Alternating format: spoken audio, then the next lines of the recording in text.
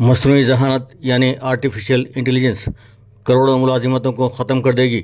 مصنوعی ذہانت کے ماہرین ہی بہتر روزگار حاصل کر سکیں گے۔ روزگار کے چیلنجز سے نمٹنے کے لیے آرٹیفیشل انٹیلیجنس سیکھنا ہوگا۔ مصنوعی ذہانت، جسے آرٹیفیشل انٹیلیجنس بھی کہا جاتا ہے، اس کے ذریعے سے بہت سے کام بہت آسان ہو جائیں گے۔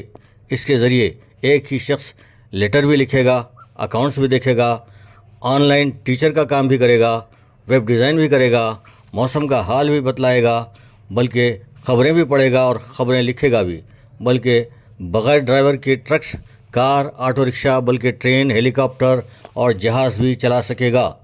اس کے لیے آرٹیفیشل انٹیلیجنس کو ایک ہدایت دینی ہوگی۔ آپ جو بھی ہدایت دیں گے اس پر عمل شروع ہو جائے گا۔ اس طرح سے معمولی ڈرائیور سے لے کر پائلٹ تک اور آفس کے کلرک اور مینیجر بھی بے روزگار ہو جائیں گے، کیونکہ ایک ہی شخص کئی کام کر لے گا۔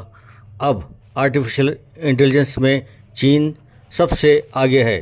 اس نے روبوٹ کی ایک فوج بنا لی ہے جو کہ لوہے کے بنے ہوں گے۔ ان کے ہاتھ میں گن، لانچر، رائفل وغیرہ کچھ بھی تھما دی جائے گی۔ ان میں آرٹیفیشل انٹیلیجنس کی وجہ سے اپنے ٹارگٹ کا اسکین کر لیں گے اور بے خطا نشانہ لے سکیں گے، یعنی ادھر بلٹ نکلی ادھر ٹارگٹ زمین پر گر جائے گا۔ اب تو چین اس میں اتنی ترقی کر چکا ہے کہ اس سے وہ سرحدوں پر موجود فوجیوں کے ذہن کو بھی کنٹرول کر لے گا۔ ایلن مسک نے صنعتی طور پر اس کی ابتدا کی تھی اور اس کے باوا آدم اصل میں ایک گوگل کے انجینئر تھے۔ انہوں نے آرٹیفیشل انٹیلیجنس ایجاد تو کر لیا، لیکن اس کے تباہ کن اثرات کو دیکھ کر گوگل سے استعفیٰ ہی دے دیا۔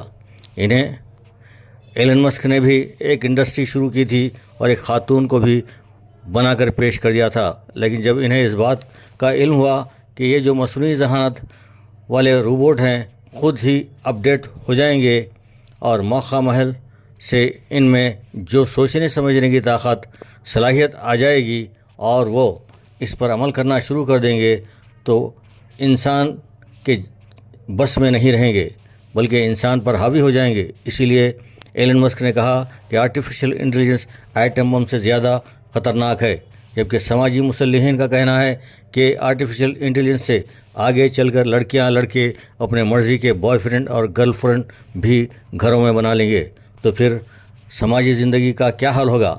حال ہی میں اطلاع آئی ہے کہ ایسا ہی ایک روبوٹ جاپان نے بنا لیا ہے جس سے جتنی جنسی تسکین بھی حاصل کی جا سکتی ہے۔ اب یہ آرٹیفیشل انٹیلیجنس انسانوں کی مجبوری بن جائے گی، کیونکہ اس سے ناواقف لوگوں کو روزگار ملنا مشکل ہو جائے گا، تو پھر ایسے لوگ پڑھے لکھے ہونے کے باوجود محنت مزدوری کرنا ہوگا، کھیتی باڑی کرنا ہوگا، شہروں سے پھر گاؤں کا رخ کرنا پڑے گا۔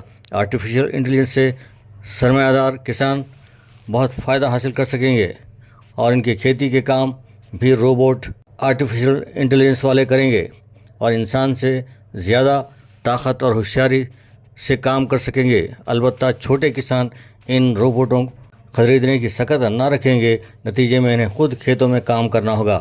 البتہ انہیں ان کی سخت کے مطابق چھوٹی موٹی مشینری تو خریدنا پڑے گا۔ اس سب کے باوجود آرٹیفیشل انٹیلیجنس کی ٹریننگ لینا بھی ضروری ہے، لیکن اسے بہتر مقصد کے لیے استعمال کرنا چاہیے اور اپنے روزگار کو بچانا چاہیے۔ حکومت ہند نے آرٹیفیشل انٹیلیجنس فری ٹریننگ دینے کے لیے 8 اگست تک درخواستیں طلب کی ہیں، جس میں کم از کم انٹر پاس لڑکے اور لڑکیاں شرکت کر سکتے ہیں۔